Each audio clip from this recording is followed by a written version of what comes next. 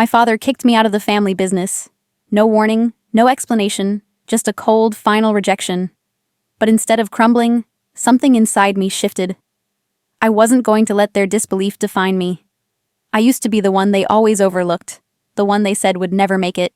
And yet, I turned that rejection into the foundation of my million-dollar empire. Hi, I'm Sarah. You might think my story is one of failure, but it's actually about finding the strength to rise, even when everything seems to fall apart. I built my business from the ground up, without them. And today, I'm living proof that rejection can be the very thing that pushes you forward. What would you do if the people closest to you told you that you weren't good enough? Let me know your thoughts in the comments. I'd love to hear your story. My father kicked me out of the family business. The moment I walked out that door, I felt everything break inside me. But there was something else. Something more powerful. I didn't cry. I didn't beg for his forgiveness. I just walked away, and I knew right then it was the best thing that ever happened to me. It's strange how the end of something feels more like a beginning. You expect pain, anger, maybe even regret.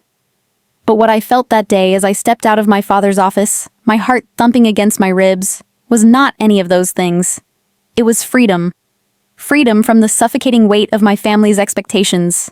Freedom from their endless doubts about me. I never thought I'd feel it, but as I walked down the hallway, I knew one thing for sure. I wasn't going back. Growing up in the Johnson family, you either made it or you didn't. And I didn't. Not in the way they wanted. My older brother James, always the golden child, the smart one, the ambitious one. He had the respect of my father, the admiration of my mother. But me? I was the disappointment. The one who didn't quite fit. Too emotional. Too weak. Always the one to be passed over for leadership positions in the family business. I had always tried to prove myself, worked twice as hard as James, but nothing was ever enough. I was always the afterthought, the extra. It was a slow burn, this realization that I would never be enough in their eyes. But the day my father told me I wasn't cut out for this, that I was too emotional, too weak, that was the final blow. His cold words echoed in my mind, chipping away at whatever confidence I had left. But as I sat there, staring at him, unable to speak, something inside me snapped. I was never going to be their version of success. I wasn't going to be their heir. I wasn't going to continue their legacy. I had spent too many years fighting for approval, for acknowledgement. And now, with one sentence, they were telling me that I was nothing more than a burden they had to deal with. They thought they could break me, push me to the edge. But what they didn't realize was that I was already beyond that. The moment they rejected me was the moment I realized I had nothing left to lose. I took a deep breath, stood up from the chair, and walked out of that office without looking back. The familiar hum of the office building felt strange now, almost alien. I had always been surrounded by the walls of my father's empire, but suddenly, those walls seemed so small, so confining. There was a whole world outside, a world where I wasn't just the daughter of William Johnson, a world where I could be Sarah. Just Sarah. I didn't know what came next. I didn't have a plan. I wasn't sure if I was capable of running my own business, but I knew one thing. I had to try. For years, I had been living in my family's shadow, trying to fit into a mold that was never meant for me. But now, I had a chance to break free, to build something on my own. It wasn't going to be easy. I had no connections outside the family, no safety net, no financial cushion to fall back on if things went wrong.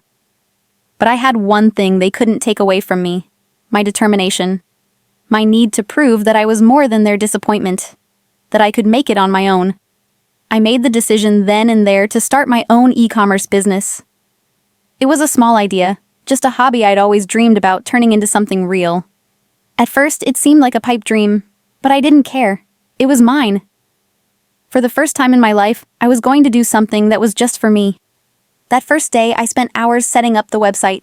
I watched tutorials, read articles, and tried to figure out how to market my products. But when I hit publish and went live, there was a sinking feeling in my stomach. What if no one bought anything? What if I was just fooling myself? I had no answers, just the cold silence of the screen in front of me. I thought I'd feel excitement, maybe even pride, but all I felt was emptiness. The silence felt so loud, so deafening. I checked my email over and over, waiting for the notification of a sale. But nothing came. Not that day, not the next. And yet, strangely, that feeling of emptiness didn't break me. In the past, when I failed at something, I'd be consumed by shame. I'd feel small, like I wasn't good enough. But now, after being pushed out of the life I had known for so long, the failure didn't feel like failure at all. It felt like freedom. It felt like a possibility. I sat at my desk, staring at the empty inbox, and for the first time in years, I didn't feel the crushing weight of my family's expectations. I didn't feel the pressure to be what they wanted me to be. I felt relieved, and in that relief, there was a strange, quiet determination. I wasn't going to stop here. I wasn't going to let my family define me any longer. I was going to build this business, my way, with or without them. The silence in my apartment was deafening, but it wasn't the kind of silence I had grown up with, the one filled with judgment, the one that made me feel invisible. No, this was a different kind of silence. It was the silence of a new beginning. And as I sat there, alone in my small apartment, staring at the empty screen in front of me, I realized something important. This was just the beginning. The silence was deafening, but I didn't feel the usual shame. This was just the beginning. It's been 3 months, and I haven't made a single sale. But deep down, I know this. I will prove them wrong. I'm not giving up. Not now. 3 months. 3 long, exhausting months of sitting in front of my computer, refreshing the page every few minutes, waiting for something, anything, to happen. But nothing did. The silence was overwhelming. I had no sales, no customers, and no idea how to fix it. Every course I took, every article I read, left me feeling more lost than before. Was this really my path? Had I made a huge mistake? The apartment was quiet, too quiet. It always felt like the walls were closing in. I had nothing to show for my efforts except an endless pile of notes, half-completed lessons, and a website that looked far from professional. I could almost hear my family's voices in my head, telling me I wasn't good enough, that this wasn't something a Johnson could fail at. Every time I faced the screen, I imagined their disappointed faces, waiting for me to fail. But instead of feeling defeated, I felt something else. A quiet, unrelenting fire inside of me. I was not going to let them be right. I was tired. I was frustrated. But I had come too far to quit now. The first thing I did was admit to myself that I had no idea what I was doing. I had taken a leap into this world of e-commerce with nothing but a dream and a lot of passion. But that wasn't enough. I needed more. I needed knowledge. I needed to understand the things I didn't know. And that meant I had to learn the basics of digital marketing, SEO, and branding. Everything that was necessary for the business to survive. I signed up for online courses, most of them free, some with a small fee. I spent my nights watching videos, reading articles, and writing down notes. It wasn't glamorous. It wasn't the fast success I had imagined when I started. But it was something. Slowly, I began to understand how things worked. I learned how to optimize my website for search engines, how to use social media to reach potential customers, and how to craft a message that resonated with people. It wasn't easy, but I was determined. The days started to blur together. I woke up, worked through my lessons, implemented what I had learned on my website, and then sat back, waiting for results. Sometimes I'd get an email from someone asking about my products, and I'd get a brief moment of excitement, but it was always short-lived. Nothing ever came of it. Still, I kept going. One night, I sat in my apartment with a cup of tea, staring at the screen, wondering if I was really cut out for this. I felt like I was running in circles, working harder than I ever had, but the results weren't showing. Maybe this is just too big of a dream, I thought. Maybe I'm in over my head. And then, in the middle of the night, when I least expected it, it happened. A notification pinged on my phone.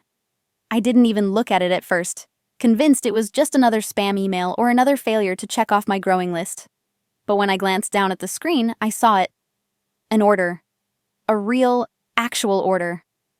My heart stopped for a moment. I blinked, unsure if I was seeing things. I rushed to my laptop to confirm what I had just read, and sure enough, there it was. A customer had placed an order on my site. It wasn't much, just a single item. But that didn't matter. I could barely contain my excitement. The first step had been taken. I had landed my first sale, and that small victory felt like the world. It wasn't much, but it was something.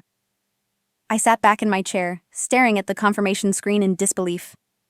This was the moment I had been waiting for. The moment that proved this whole thing wasn't a mistake. It wasn't just a random stroke of luck. It was proof that my work was paying off. I had made something, from scratch, by myself.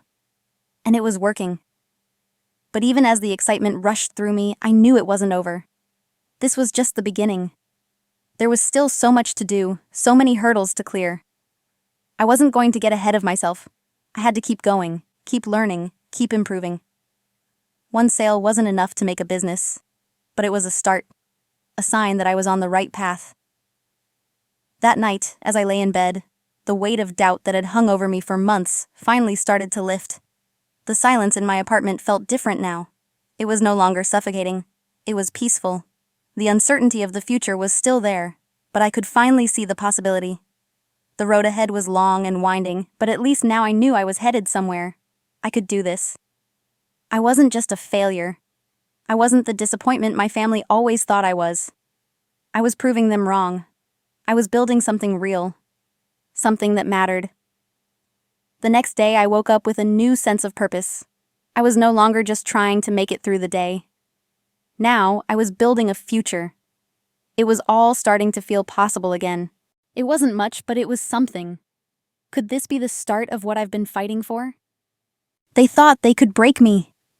But now, I'm starting to make them regret it. I'm proving I can do this without them. I had been waiting for this moment. The moment when everything would finally start falling into place. When the struggle would pay off, and I could prove my family wrong. It was always clear that they never believed in me. That they thought I wasn't capable of doing anything on my own. But now, I was starting to build something. Something real. Something that they couldn't take away from me. By 2019, things had changed. My business wasn't just surviving, it was growing. Slowly, surely, I was gaining momentum. The website I had poured so much energy into was finally attracting attention.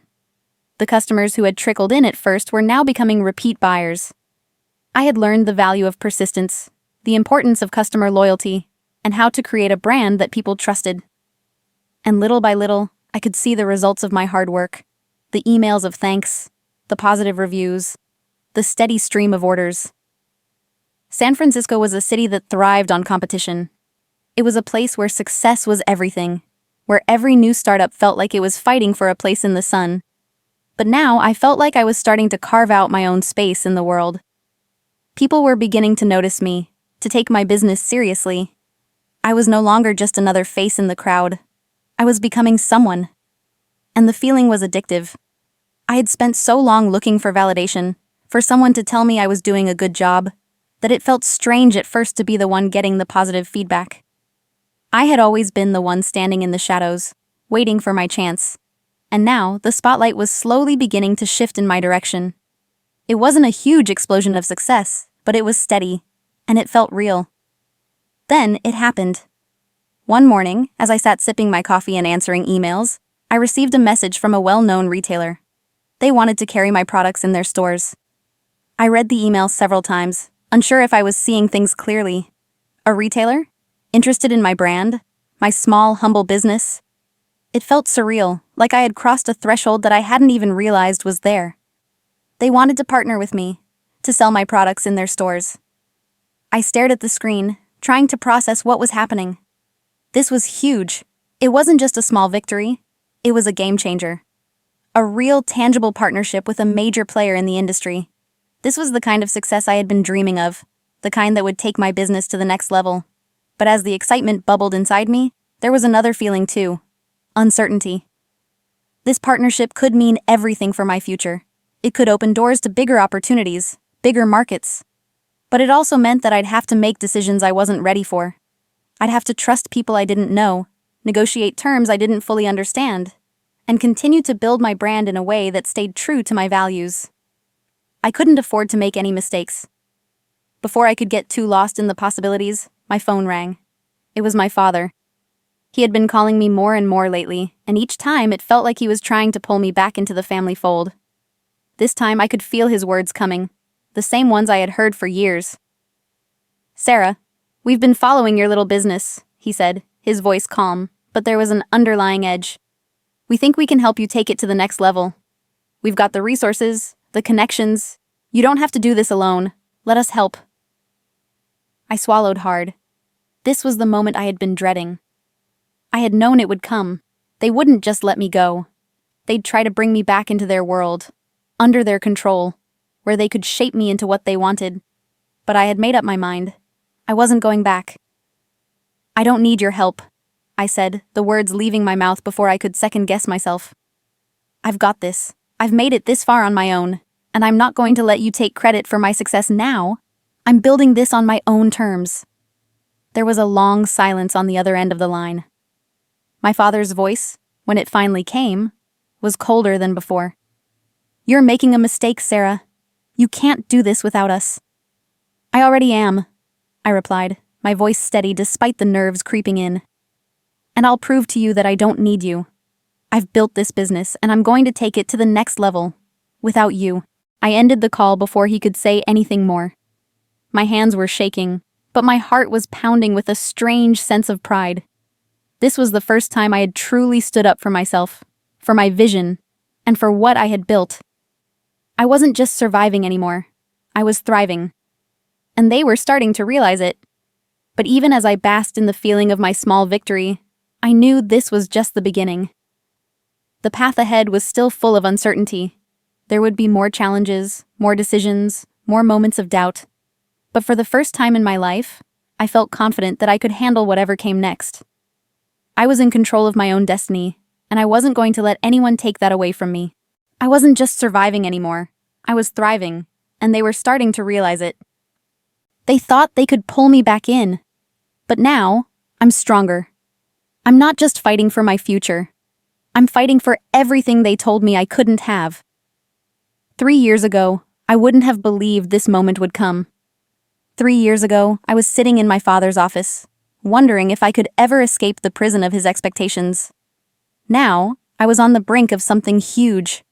My business was thriving, gaining national attention, and I was preparing to expand into international markets. My success was undeniable, but so was the weight of my family's disapproval. They thought I needed them. They thought I was too weak to succeed without them, but I had proven them wrong. And now, as I stood on the edge of this new chapter, I was about to prove them wrong again. It was early 2020, and the world was beginning to feel the effects of the pandemic. The streets of San Francisco were quieter, more subdued than usual, but in my small office apartment, I felt the energy of a city that was still hustling. My business was growing rapidly. Customers from all over the country were placing orders, and the positive feedback was flooding in. It was the kind of success I had dreamed of but never thought would come so soon. Then, one morning, the phone rang. I was in the middle of working through a batch of new product orders when I saw the name on the screen. It was from a large retailer that I had heard of but never imagined would consider carrying my products. I answered with shaky hands, a rush of excitement filling my chest. The voice on the other end was calm, but there was a clear undertone of business. "We've been following your success and would like to discuss the possibility of stocking your products in our stores nationwide. We believe your brand has potential." I had to sit down. This was the moment. This was the validation I had been working for. The chance to break through to a larger audience, to show everyone that my business wasn't just a hobby or a small, fleeting project. This was real. My heart raced as I listened to the terms and conditions, the offer that was so much more than I had ever expected. It was the opportunity to step into a new level of success. But as I felt the excitement building, a familiar thought crept into my mind. My father. I knew what was coming next. He wouldn't be able to resist. That afternoon, as I was drafting an email to finalize the partnership with the retailer, my phone rang again. It was my father. I hesitated for a moment before picking up. "Sarah?" His voice came through the line, as cold and calculated as ever. "I've heard about this new deal you're working on. I have to say, it's impressive, but I think you could do more with our resources. We can help you take this to the next level. We have the connections, the infrastructure. You don't need to do this on your own." I felt the familiar rush of frustration, but this time, I was ready. "I've already made it this far without you, Dad," I replied, my voice steady, despite the anger that threatened to rise. "And I'm not going to start relying on you now. I've built this business with my own hands. I don't need the family business to make it." He didn't take it well. "You're too emotional about this, Sarah. You don't understand how the real world works. You're not ready for what's ahead. You'll never be able to handle the pressures of expansion without us." The words stung, but they didn't hold the same weight they once did. "I'm handling it just fine," I said, cutting him off before he could continue. "I'm building this on my own terms, not yours. I don't need you to tell me what I can and can't do anymore. This is my business, and I'm not going to let you take credit for it." There was a long silence on the other end. I could almost hear the tightness in his jaw, the disapproval that was so familiar to me. But I didn't care anymore. The feeling of standing my ground was more powerful than I could have imagined. "You're making a mistake, Sarah," he said, his tone colder than I had ever heard before. "This is your last chance. Don't waste it." I didn't respond. I just hung up. And for the first time in my life, I didn't feel guilty. I didn't feel the weight of his judgment pulling me down. Instead, I felt a surge of pride. I had done it. I had stood up for myself, and I was no longer afraid of what they thought of me. But as I sat back in my chair, the gravity of the situation settled in. I had just rejected my father's help, publicly cut ties with the family legacy. I knew this wasn't the end. I knew my family wasn't going to let me go that easily. They would keep trying to pull me back in, keep offering their help, their resources, their connections, but I didn't need them. I had built this on my own, and I was going to keep building it, without them. That night, as I closed my laptop and turned off the lights, I felt a weight lift off my chest. But it was only temporary. I knew the road ahead would be long, and the battles would continue. But I also knew that I was stronger than ever. I had survived the hardest part, and now I was unstoppable. I felt the weight lift off my chest as I hung up the phone. But I knew this wasn't over. My family wasn't going to let me go that easily. Success is a double-edged sword. They still tried to undermine me, and this time it hurt even more. But this time, I was ready for it. I had worked for this. I had fought for every inch of progress, every success, and now, here it was. My business was thriving. It was no longer just a dream or a hobby. It was real, it was powerful, and it was all mine. People were talking about it, writing about it, and even recognizing my brand in business magazines and on online platforms. But with every step up the ladder, there were more eyes on me, more scrutiny, more judgment. And of course, the ones who were watching most closely were the ones who had always been there. My family. My father, who had never believed in me, and my brother, who had always thought I was the weaker sibling, couldn't stand it. They could see my success, but they couldn't accept that it was my success, that it wasn't theirs. And they certainly couldn't accept that I had done it without their help. I should have expected it. I should have known that the moment I began to succeed, they would find a way to try to pull me down again. But even though I had braced myself, even though I knew their voices would always be there, it still stung. It hurt more than I wanted to admit. My father's tactics were always subtle, but they were effective. He started spreading rumors that my success wasn't due to skill or hard work. It was just luck. He said I was just riding on marketing gimmicks and couldn't really handle the real challenges of business. The more my brand gained attention, the more his criticisms became public. He would drop little comments in interviews, in casual conversations, and even in meetings with investors. His goal was clear: to undermine me, to make everyone believe I wasn't capable of running the show on my own. James, too, was no better. He was always the perfect son, the golden boy, the one who could do no wrong. But he had a way of subtly trying to sabotage me, too. He'd comment on my decisions, my methods, even my products. His jabs were always thinly veiled, a sarcastic remark here, a suggestion that maybe I didn't know what I was doing there. He would say things like, "It's amazing how much attention you're getting, but I wonder how long it will last." Or, "It's great that people are talking about your business, but maybe it's just a trend." He'd call it constructive criticism, but I knew better. It was always aimed at making me doubt myself. At first, it worked.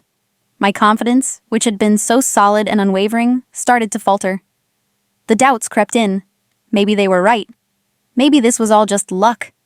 Maybe I didn't deserve all the praise. Maybe I wasn't cut out for this after all. The pressure of their disapproval weighed on me, and I found myself questioning every decision I made.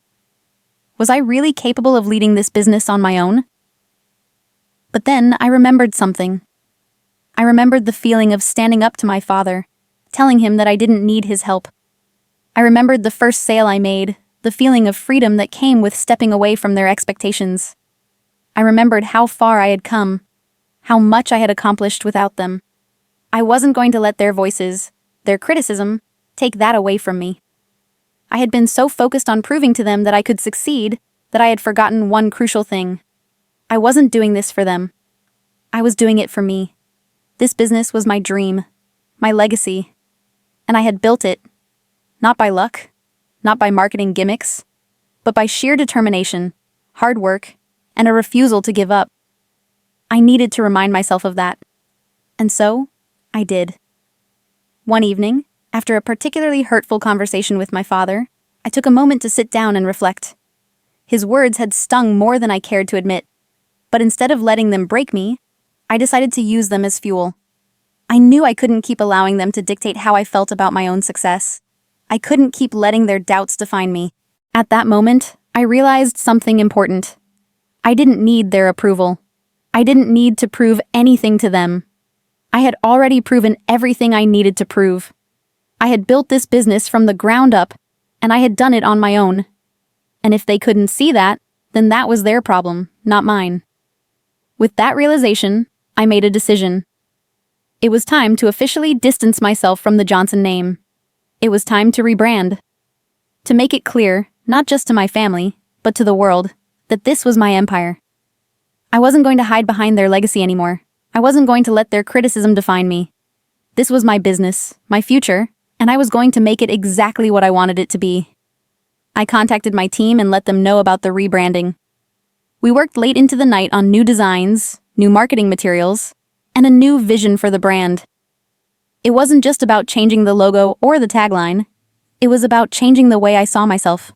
It was about stepping fully into my own identity as a businesswoman and as a person. I was no longer going to be the daughter of William Johnson. I was Sarah. And that was enough. As we prepared for the new launch, I couldn't help but feel a surge of excitement. This was a new beginning, a new chapter. And this time, there was no one to hold me back. Not my father, not my brother, not anyone. With the new brand launch, I realized something. I didn't just want to survive in their world. I wanted to build a world of my own. I had proven them all wrong. But now, it was time to show the world what I was really capable of. By 2024, my business had grown beyond my wildest expectations. I was no longer just surviving. I was thriving. I had built something from the ground up, something entirely mine. And now the world was starting to take notice. Major retailers were partnering with me. My story was being featured in business magazines, and I was even invited to speak at industry events. But with every new success, there was always a shadow lurking. My family. They hadn't stopped trying to pull me back into their world. My father and brother still couldn't accept that I had succeeded without them. They still made offers to help, but I wasn't interested. My independence was too valuable. At one of the largest industry events of the year, I found myself face to face with them again. William and James were there, as they always had been, watching my every move. This time I wasn't the girl they had cast aside. I was someone to be reckoned with. When my father made another attempt to offer help, I knew it was time to stand firm. I had proven that I didn't need them. Not for validation, not for success. I had built my business, my brand, all on my own. I don't need your approval anymore, I said, walking away from them for good. As I left the event, I realized something crucial. I wasn't just winning. I was free. Free from their control, their judgments, and their influence.